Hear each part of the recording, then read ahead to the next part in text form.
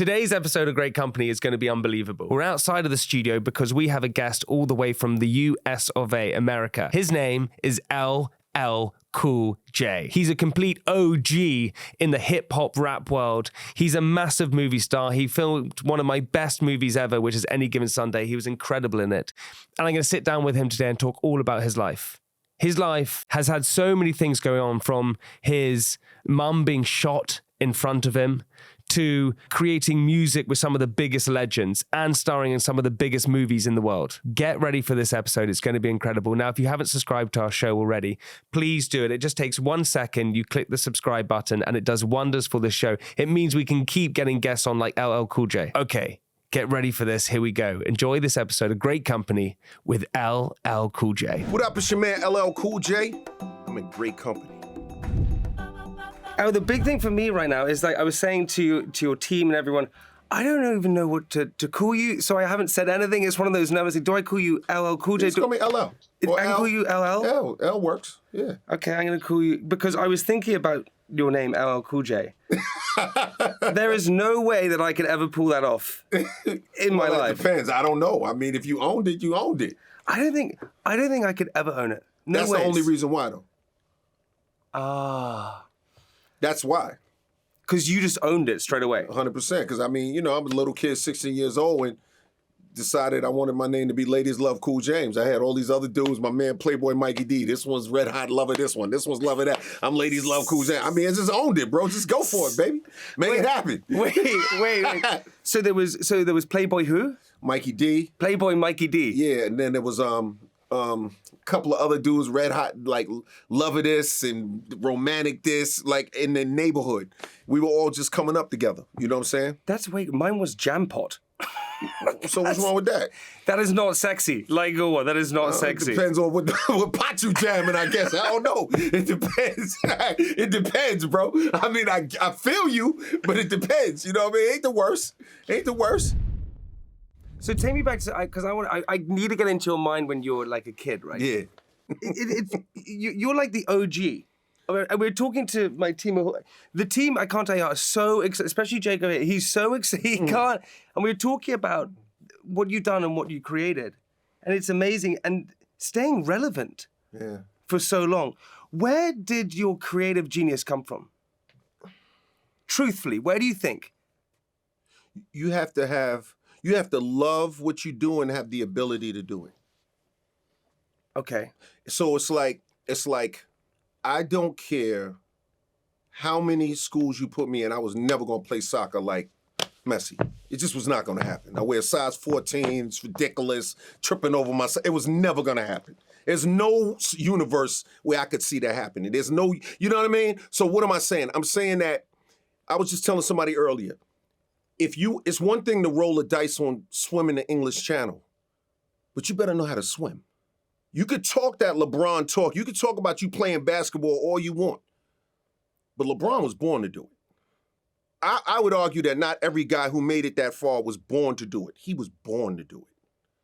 Jordan was born to do it. Kobe, Messi was born to do it. Like, there are guys that were just, you know what I mean, were born to do what they do. And I think that kind of is the difference. And now, how do you find that thing? You find it because you follow your passion and what you're truly inspired to do, and then you learn all you can about the thing that you're truly inspired to do. And you consistently educate yourself in the area of your inspiration. A lot of people don't do that. A lot of people are afraid to follow that internal North Star inside of them. You know what I'm saying? Yeah, but Alan, most people don't follow a purpose because they feel like they're too, like you said, they're too scared to do it. But you heard what you just said? Yeah, for sure. And I totally hear, but they are too scared to do it because typically following your passion, it comes with like a lot of risk. Yeah. Like so much risk. But this is why people love sports, right? You can't win the World Cup unless you risk losing the World Cup. So what do you risk?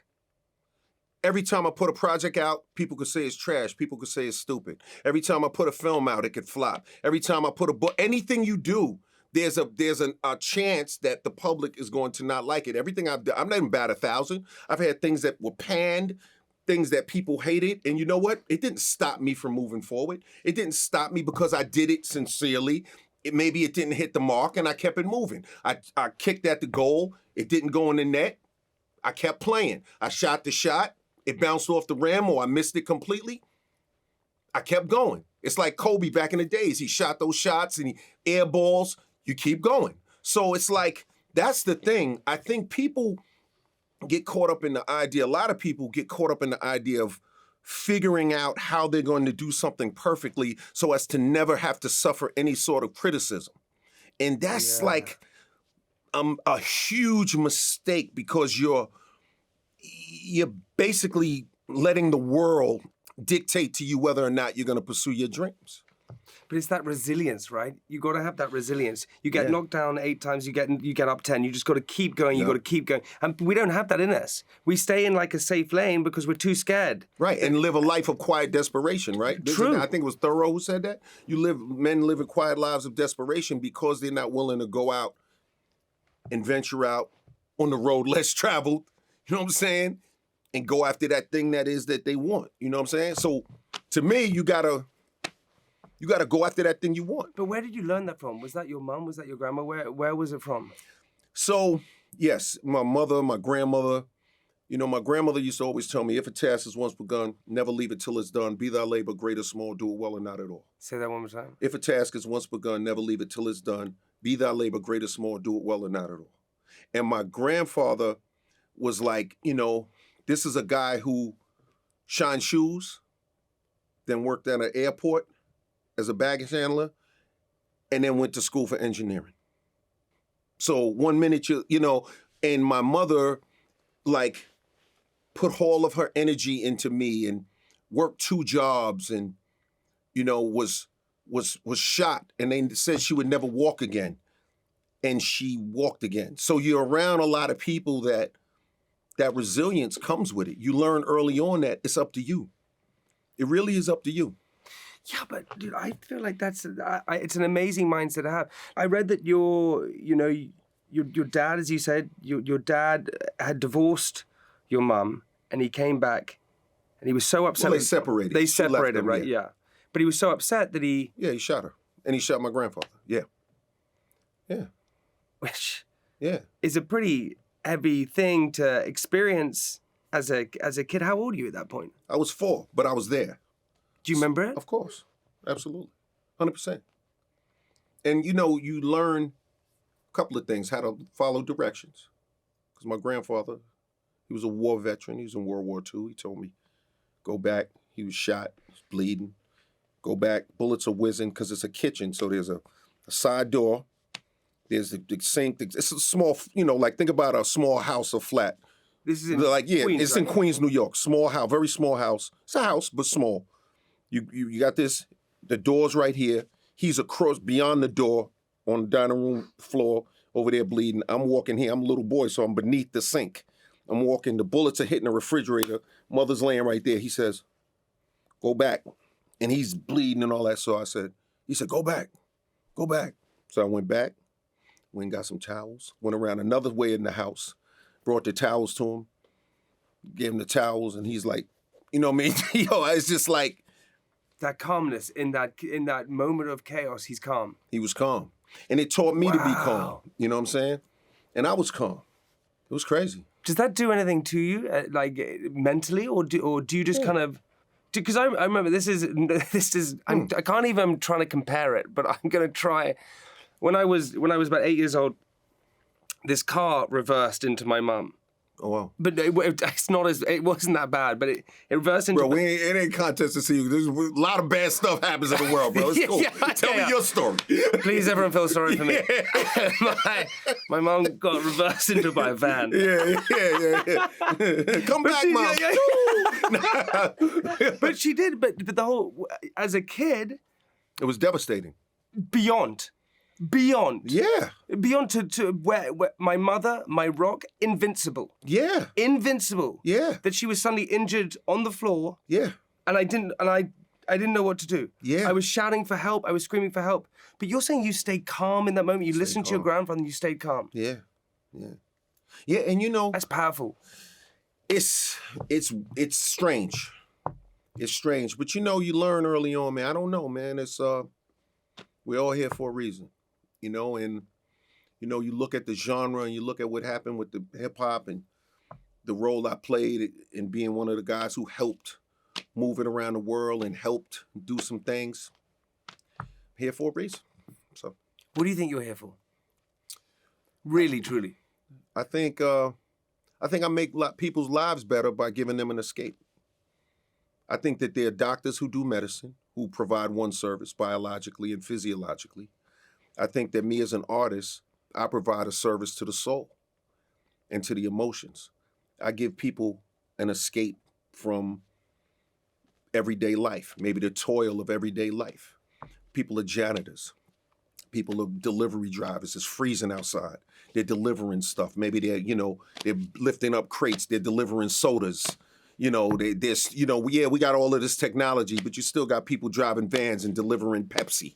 You know what I'm saying? And moving around. And it's like, I help people's lives in that way. Write songs that help people, that lock in time capsules for people's worlds. That's a contribution. It's not the most important, but it's one of the things that, is needed on our earth for us to exist, for us to have some fun. There's a great thing, which is, and I've said it before, but Socrates says there's 2 levels of happiness, right? The lower level is fame, wealth, all these things that we think we want to achieve. And when we achieve it, we're not that happy. Mm-hmm. And the higher form is when you help others, loyalty, love. Yep. And when you're doing something that actually you realize is helping other people, that is like the best form of happiness. It's incredible. Yeah. It's incredible. It's incredible. Because what else would be the purpose? Because, if you think about it, see, this is the funny thing about money and wealth and everybody, I agree, everybody should have a lot of stuff. I understand that. Mm-hmm. I am not delusional in any way. There's a guy right now, or a family right now in a flat. Times are hard. Refrigerator's not as full as they'd like it to be. He may have gotten let go. She's in I get it. I grew up, staring at a refrigerator, happy to have some food in it once in a while. So I get it. But there also, the flip side of that is a lot of people want to have, the only reason they want a lot of money is to use some of it. They want all of it so they can use some of it. You don't even, the majority, think about it, savings, you don't even want to use it. You don't want to use it, bro. That's what we've been taught to do for so long. Yeah, but if you think about it, it's crazy. It's crazy. It's like, it's like, let's put it in last meal terms. Okay. What do you want for your last meal? Tacos. Okay. Order them 500 tacos. What, then they arrive? And now what? How many you gonna eat? 3. Okay. Do you need the other? So. Okay. Yeah. But you're more important because you got 500 though. You feel better because you have 500. You only gonna eat 3, but you feel better because you got 500. So it's the biggest goof in the world. It is. It's pretty funny. It's so, and what it is, which I totally agree with you, it's like life is about giving, right? It's so about giving, and we get mistaken. Give energy, give love, give wisdom, give money, give it all. And there's this big thing about how the Egyptians used to take the wealth with them. Used to get buried with their wealth. Mm-hmm. And we're digging it up every day. Totally, right? It's a crazy concept. Woo, look at this necklace. Thank you. I say that respectfully. No disrespect, but it's like, woo, King Tut. Nice mask, bro. But there must have been a time in your life when, because you had so much success, albums, crazy amount of sales, everything, you must have had a moment when that success almost got a little bit to your head when you were buying things and then there must be a moment of realization, like, what am I even doing here? So let me qualify this. I like money. I like having money. I'm a capitalist. I'm from the West. I'm good with money. I have no issue with it. I attract it. I like to share it. I like checks. I'm with all that. I want to wear jewelry. I love it. I like it all. So I just want to be clear about something. That being said, I only want what I can handle. Sorry. But how much can you handle? A lot, but probably not as much as I want. You know what I'm saying? Like, really think about that. You can handle a lot, but probably not as much as you want, or maybe you can handle more than you want. I don't know. The question. I know what you mean. It's one of those eyes. We have maybe when your eyes are bigger than your stomach. It can be like that, or it could be maybe you can handle more than you think you're capable of. But all I know is that as I've lived my life, by me, like I'm a big, I'm a big proponent in tithing. I believe it. Do you know what tithing is? I'm a person that, when I get money, 10% of what I get, I give it to the church off the gross. Get out of here. Always. That's amazing. I give it away. So I'm like, the whole more money, more proud. I don't have that problem. You can give me as much money as you want because I'm going to give some away. I'm not a hoarder. There are people, there are lots of people who do it, who feel like they give in different ways. Maybe they're not knowledgeable in that area. You have people of different religions who do it in various ways. People love to give. The reason I'm telling you that, man, is because we're in this world of share, you know what I'm saying? Like, you can have a lot and share at the same time. Like, they're not mutually exclusive ideas. What you don't want is just like people taking it. Yeah. That's where you got to draw the line. I'm very comfortable saying no, too. I had a lady, Todd, yeah. She called me Todd. Do you do personal loans? No, I don't do that. No. I don't do that. Oh, okay. Is that how you say it? Yeah. Is that how you say it? No, I don't do that. I remember one time ago, I was a little kid, my pops, right? This dude was calling me up, asking me for he's asking me for money. Pops is so funny, man. These guys asking me money, calling me time. He said, is that him again? He said, man, give me that phone. He said, hey, what's up, man? The dude said something. He said, hey, listen, the bank is closed. Clack! And hung up the phone. Yo, the bank is closed. It's crazy. So on 4321, I said, my young son's the size of borrowing flows, a little shorty with the big mouth, the bank is closed. That's because my pop said the bank is closed on the phone to the dude. He's like, yo, the bank is closed. Click, yo. I'm saying, but then at the same time, we could give. You know what I'm saying? Yeah. So it's like, you understand what I'm saying? I totally because get there's it. a difference between being a kind, good guy and being a nice. I'm not trying to be a nice guy to be warm and fuzzy. Good guy, yeah, but nice, nah. Are you still friends with all the people that you grew up with? A lot of them. Some of them I need to, feed out of a long handle spoon for my own sanity. You know what I'm saying? But yeah, for the most part.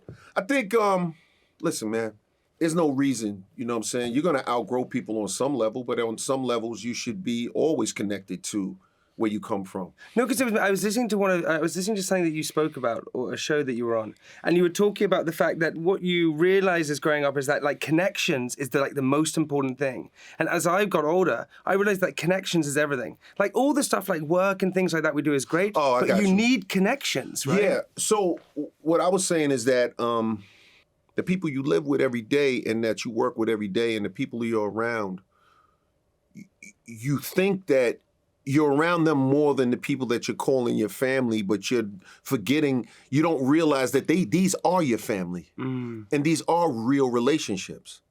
Like people don't, like in other words, like I was on a show for NCIS, for a lot of seasons, right?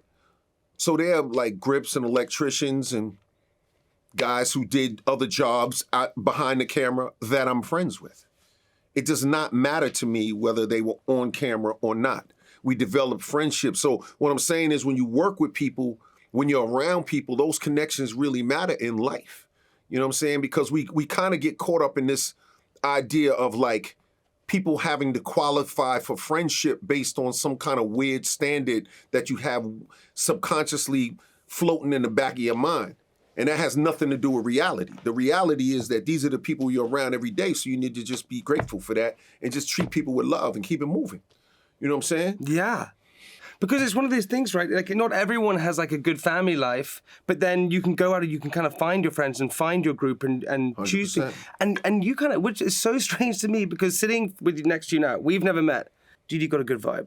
You got a great vibe. Yeah. And you know what I tell you? You got to be a friend to get friends, to have friends, right? Yeah. Like part of it is being a friend. But you said that you were a little bit like of a loner growing up. I was, 100%. And I'm still, because even though I'm a social guy and all that, I'm an introvert. I am introverted, so I like to go home and read. I like to, I'm friends with 1,000 books. You know what I'm saying? Like I like to sit around and read and watch documentaries and, and veg out and get recharged in my own brain. I like, I grew up, like I have little brothers, but my father remarried, so I grew up in a single situation, like, as a child. I was the only child, so, you know, I'm not really, so I am a loner in that respect, but that doesn't mean I can't maintain these friendships and these relationships. And what happens as an introvert, when people are introverted, it takes a little bit more time to learn how to be friends with people. But explain that more to me. What do you mean by that? So what I mean is that as an introvert, you may not go to the poker game. You may not go to the party that you're invited to. It's not because you don't like them. It's just because when you go, you get drained, or when you go, maybe you feel like, I just don't feel like going. It's not about not liking them or not wanting to be around people. You might just want to be home. But what you discover as you grow up is that, you know what? Sometimes those moments matter to other people. And sometimes those moments mean something to them. And because it means something to them, sometimes you got to push yourself a little more to go to that event so that they know that you at least got love for them and care about them. Introverts have that problem. Extroverts don't. Extroverts is out there, hey, let's get it. Well, they love it. The more people around, the better they feel. But for introverts, when they're in social environments, it could be a little bit draining. Yeah. In a weird way. It's just very difficult to understand if you're not introverted. But that's so, because that's like a juxtaposition to like who you want to like, you've been known since you were like 16 years old. Yeah. You're one of the biggest entertainers in the world across music, across movies, across television. Like that is like so much energy, but yet you're saying you're an introvert. Yeah. Because introverted does not mean antisocial. It just means that you're a person who enjoys solitude and enjoys recharging alone. And you're comfortable with that. So I don't mind sharing these huge dynamic bursts of energy with people through records, through concerts, through television shows, through movies, through all of this stuff, because I love everybody. It's all love. It's just that when it's time to wind down, I'm very comfortable being alone. You know what I'm saying? Like I like to walk around, Naked. Yeah. Well, yeah. I do too. Yeah, you know what I mean? Just walk around, look in the mirror. I love me, Yeah. Look at me. I do that a lot. Look at me looking at me, I have a mirror in my corridor. And Yo, looking at me gotta be the this craziest. is no word of a lie. That gotta be the craziest thing. Yo, if they do a Silence of the Lambs 3, look at me looking at me. Yo, I have a mirror. Crazy. I have a mirror in my corridor, and I get naked. And you know when you have those weird thoughts, right? I was walking towards it, and I did a naked roly-poly. and as I got off, I went, that was weird. I was by myself. Yo, that's too ill, man. Look at me looking at me with the roly-poly. Crazy. So when do you feel most comfortable? Because I've spoken to like lots of performers and people and artists, and lots of people feel most comfortable on stage, but it feels like you feel most comfortable with yourself, with a book, whatever it is. Where do you feel most comfortable? Both places. Really? Oh, yeah. Because especially when you're talking about the stage and all of that, because there's a purpose to that. Sometimes, with the other stuff, you just have to be mindful. I'll give you an example. Mm-hmm. A lot of people work jobs. And they're like, especially back in the day, a lot of people work remotely now. But for those who go to the office, you have some people, you show up on Monday. And now I got to sit here with you for 3 hours and tell you what I did all weekend. I don't feel like doing that. You know what I mean? Like, I don't want to talk to you about my entire, so what did you do at noon on Friday? And what did you do at 1:30? And how was 2:30 and 3:30? And what did you do at, it's so that's the part. Being introverted, you just want to be like, how was your weekend? It was good, man. Yeah, all good. How was yours? Okay. Like, right there. Like not because I'm into, just stop right there. It is just like some You would people, hate me on the weekend. Yo, bro. And there's some people like, hey, how was your weekend? Yeah, what you do? Yeah. Oh, we went to this restaurant. Yeah, what you eat? Yeah. Why'd you choose that? Yeah. Did you like it? Yeah. Would you recommend it? It's just like, bro, it just gets, so that's the part where you get a little, so it's. But there's a big question there. Then what do you, because that's like a question between being comfortable with who you are and kind of not comfortable with who you are. Like I definitely, it's true though. I'm okay with that. I'm very comfortable with that. You're comfortable with being you. Yeah. You are, because you can sit there, you can sit in silence, you can say a question, you can sit there and be happy with it. So where does that comfortability for yourself come from? I don't know. That's a man. big question. Yeah, I don't know. I mean, I got Faith in me. I got faith in a higher power, faith in God. I got faith in love. I grew up in a house full of books, bro. I mean, you just, my mother and my grandmother, it's like, yeah. It's like, okay. No way. Yeah. Just, I grew up, like, they used to get these things called the World Book of Knowledge back in the days. You know what I'm saying? You get the World Book of Knowledge. I'm sitting there, there's a volcano and, you just learn all this, Mount Fuji. Like, the other day I'm looking at, Mount Fuji didn't have snow for, first October in a century. Like, you just become like, like, just having a good time with it, with life. And so you just kind of. So you were just interested in getting knowledge. You just like to gain all of that knowledge. You read books because that. Curious. Curious. Because listen, if you're truly curious and you really enjoy books and you really enjoy reading and you really enjoy doing that kind of stuff, you go on journeys, man. I heard you read the dictionary. I used to read it. I used to read back of toothpaste tubes. I didn't even know what the words meant. I mean, you ever listen to some of my early songs, like the original Rock the Bells? I said, I must have been, 17, misdemeanor cleaner, women are subpoena, no conjecture in my lecture, name an adversary Gina. Promoter, my tongue revolves like a rotor, wild style Dakota, the cranium of Yoda. Like, I'm bugging out. This is all just kind of, what I mean? I've been doing it for years for the world. You know what I mean? Your stepfather was pretty abusive to you. Yeah, he was. And your dad, obviously you made up with him, but male role models in your life seem to not really align to maybe what they should have been. I hear you. Mm-hmm. So how do you find your blueprint to be a good dad, a good husband, a good person, as you clearly are? Because there's plenty of examples in the world. So who's your... You have to make your own. You have to make like what I've learned is that, like I'll give you an example. You know how Bruce Lee developed Jeet Kune Do? By taking various martial arts forms and putting them all together. A little Wing Chun, a little American boxing, a little jiu-jitsu, a little of the judo, a little of this and that, and put it all together and made, the way of intercepting fists. He made his own martial art out of that. So you can look at this particular artist and this particular athlete and this particular person and that particular person and say, oh, I like the way he treats that, and I like the way he does that, and I like the way this person does that. And then you make your own life. And you figure it out. You know what I'm saying? Like, listen, pressure. I love that. You know what I mean? It's like a pick and mix. Yeah. Is it amalgamation? Amalgamation, yeah. Yeah. It's an amalgamation of many people. You know what I'm saying? And then you decide, what you're going to do. Because also you then recognize what other people have as faults, right? So you kind of go, I don't like this, I don't like that, here we go, I'm going to be this person. And you then don't idolize just one person. That's right. Like, I'll give you an example. So, like growing up, like, when I was in my early teens, mid-teens, early teens, formative years, all the way to early 20s. I was in Harlem running around with guys that they make gangster movies about. I'm running around. But it's like, I'm not looking at the hustling aspects of it. I see that, but I'm looking at the kindness. I'm looking at it's funny how a lot of tough guys I knew, they were the most gentlemen. They were gentlemen. Oh, give a homeless guy, give him a 50, or give this guy, take care of this guy, or it's the tough guy that I learned how to... See, the thing you learn, especially for me, Queens, New York, growing up where I grew up, is you learn how important manners are. And you learn how important being a gentleman is. And you learn how important, when you don't walk around with your chest poked out, you have a better chance of surviving in the community. Yeah. It's the guys that want to be tough guys and want to be selfish and want to be, I remember a long time ago, this guy got really angry at me. He said to me, why don't you come up out of the store with one of them 40s or something, man?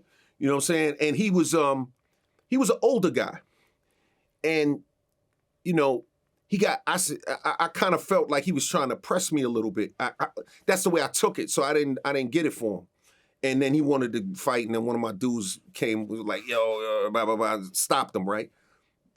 Calmed him down. But the thing is, when I think about it, it's like I learned after that sometimes it probably would have been better to say, yo, enjoy your beer, man. Give him some love. Because he wasn't, you know what I'm saying? Like, it's just... Funny you remember that as well. Yeah, you know what I'm saying? Yeah. Like, you just remember those lessons about being a gentleman and about sharing. I'm not talking about sharing where people are pressing you or extorting or doing anything where you're being weak. I'm talking about a real manly love where you share with people in a certain way. But when you do it like that, you know what I'm saying, life is better for you, especially when we grow up in tough environments. Like, you know, this is the UK. Like, people out here can relate to what I'm saying. Yeah, Dudes totally. in the street especially know what I'm talking about. You know what I'm saying? Yeah. It's like, you know, I like so the it. sharing and all that, Yeah, I you get learn it. just, you know what I'm saying? Like Show you do. respect. 100%. With the album The Force, right? 11 years, I think it is. Why now? And also on it, you know, the amazing collaborations you've done it, right? Eminem, Eminem, you were like his inspiration. He dressed like you, he wanted to rap like you, and now for the first time you're collaborating with him on an album. Amazing. It's big. It's amazing. It's and, big. Yeah, and I love that song. It's one of my favorites on the record. And yeah, I just was really inspired working with Q-Tip, working on this project. You know, man, it just felt good to just do some music. And For anyone who's listening to this, I can, you can just feel it. I love it, man. It's like when, how do I describe it? It's like when you know that it's going to be a good night and you're ready for it. I love it, man, because, yo, like, I don't know, it's fun. I mean, I'm just doing all this for fun, man. But why now? Why an album now? Because this is when the inspiration came. Like, Phife Dawg from A Tribe Called Quest came to me in a dream. You know what I'm saying? I promise you. I'm telling you the truth. I'm not lying. He came to me in a dream and said, yo, that album you're doing is going to be dope. But he was talking about another producer. You know what I'm saying? Actually, he was talking about Dre, because me and Dre were working on a project. But I felt like his beats were amazing, but my writing, I didn't feel like was on par with the beats he was creating. So I was like, ah. So me and him took a little bit of a pause and a little bit of a break. I needed to get my mind right. Then Phife Dawg came to me in a dream. He was like, yo, that album you doing with Dre is going to be dope. I'm like, yeah. But then he looked at me like, and I was like, I wonder why he looked at me with that, you know, that Cheshire cat, that canary, like he swallowed a canary. So when I woke up, I'm like, yo, I had my man, I'm like, I'm thinking about Phife, so I can't call Phife because he passed away, man, he rest in peace. I call Q-Tip up. I'm like, yo, what up?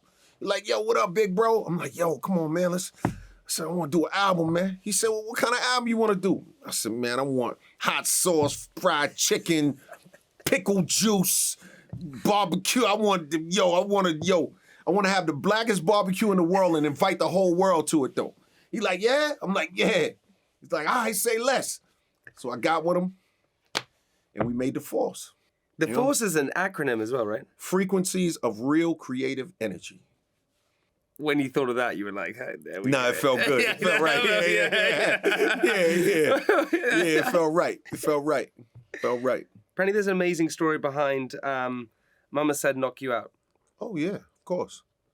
Of course, because I, was coming off of an album, Walking with a Panther, and it was panned critically. It did okay commercially. It did well, but it was panned critically. And people, it's finished and this and that and blah, blah, blah. And I told my grandmother what was going on, and she was like, don't worry about it. Just go knock him out.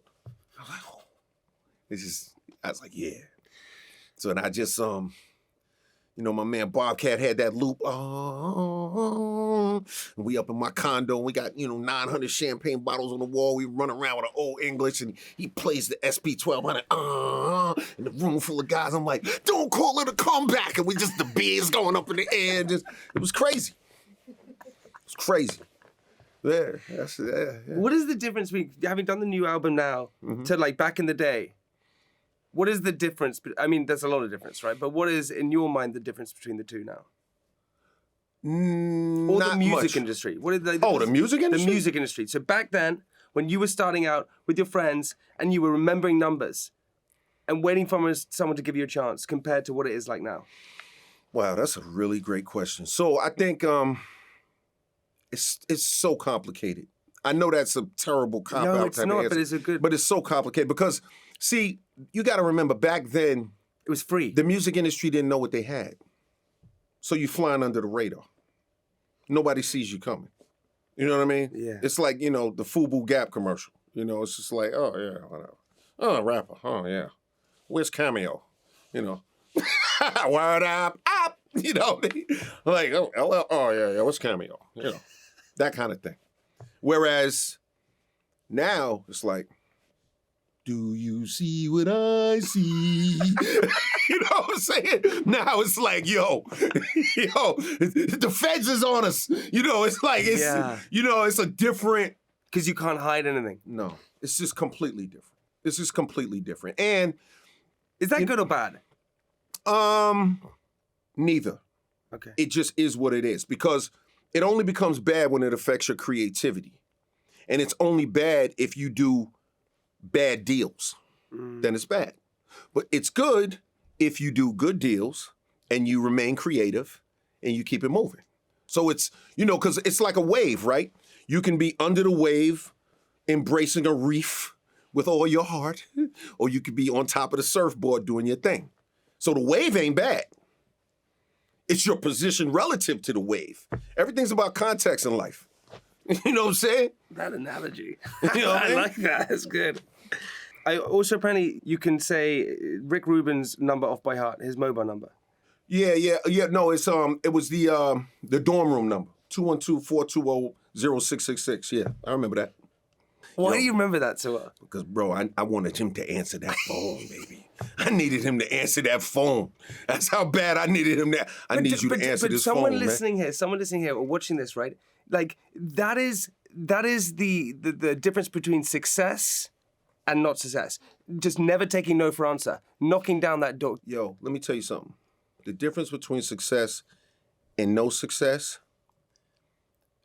I know it's going to be crazy, but you can't be afraid to be a pain in the ass when you're trying to make it. And then when you make it, you can't be a pain in the ass. Yeah. I'm telling you. You know what I'm saying? I heard you coined the term GOAT. I did. Greatest of all time. I took Muhammad Ali, greatest of all time, and Earl the GOAT Manigault. He's a street ball player in New York. He was famous, the GOAT. And I took the GOAT and the greatest of all time and made the acronym. And then I made an album in year 2000 called The GOAT, featuring James Todd Smith, greatest of all time. And I put it out, and then that slang kind of went global and worldwide. Do people know it came from you? I mean, some people do, but most people ask me, honestly, like you asked me, but nobody can remember where it came from. Everybody's just assuming, how could it be somebody? But I did make it up. Yeah. I mean, check out the album. It went number one. I believe you. The GOAT. You're a pure entertainer. You know one of my favorite movies in the world? That I've watched 100 times. Any Given Sunday. Oh, yeah. Oh, that was wild. Oh, yeah. Oliver had us going crazy in that. And plus, in them scenes, we were sniffing antihistamine, pretending it was another drug, so we had to sniff the antihistamine. So we was running, sinuses was clear. After a while, you was like, whoa! I don't know what we sniffing up at this. After a while, we was sniffing that antihistamine, bro. And, we running around in the locker room, it was crazy. It's your man, Oliver Stone. That's your man. It's your man, Oliver, man. Oliver's so funny. Why don't you maintain an air of mystery, huh? You're just walking around. The way Oliver was on that set, bananas. I love Oliver, man.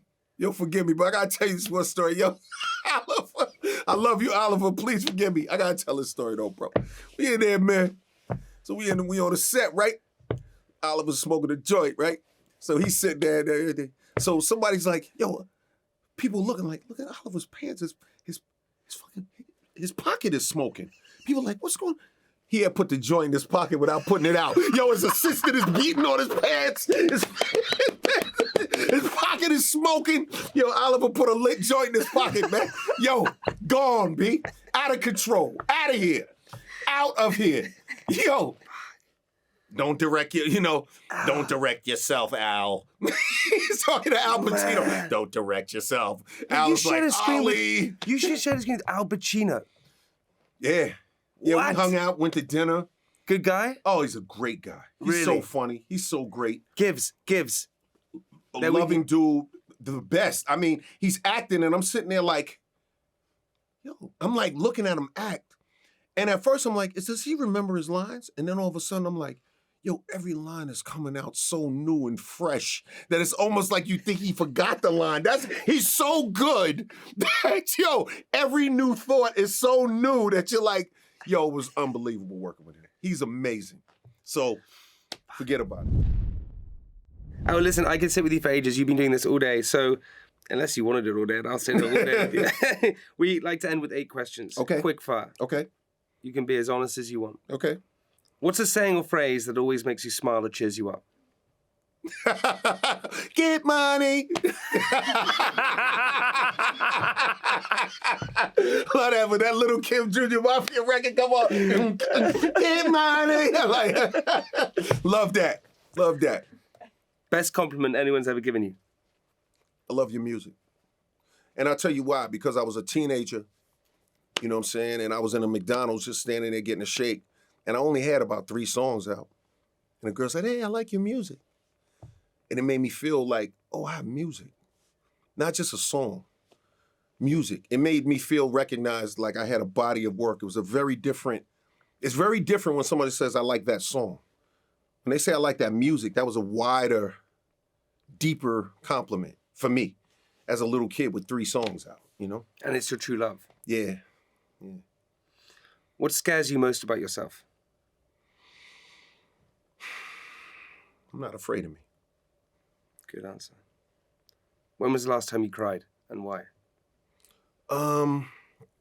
Was it Yellowstone I was watching? I'm trying to figure out. Like, it was one of them scenes. One of them scenes that I promise you, one of them scenes or something. Was it 1820 or 1893? I'm not sure. One of them shows and like something happened to do was like, I want to do it. I was just like, I want to make it. And I was like, my eyes feel heavy right now. This is weird. I didn't even, kind of snuck up on me. I cried there's an advert about a bank in the UK where someone leaves their scarf on a bus, and I cried. Yo, I'm gonna tell you, I'm a super foul. Y'all gotta pardon me. The funniest thing I ever cried to be, for no reason, maybe just like a Sylvester Stallone Daylight, man. They in the tunnel, human beings working together. Yo, it's just like, it's bananas. Yo, that's bananas, bro. Yo, they're working together. Yo. And you're trying to, and you can feel that like, mine's always on a flight. And when I'm on a flight, I'm like, what the fuck? Oh, God. What's something you can't let go of? God. What's something you'd be embarrassed for people to know you like or want? Nothing. It is what it is. Search history wild, B. Go on, check it out. It's what it is, bro.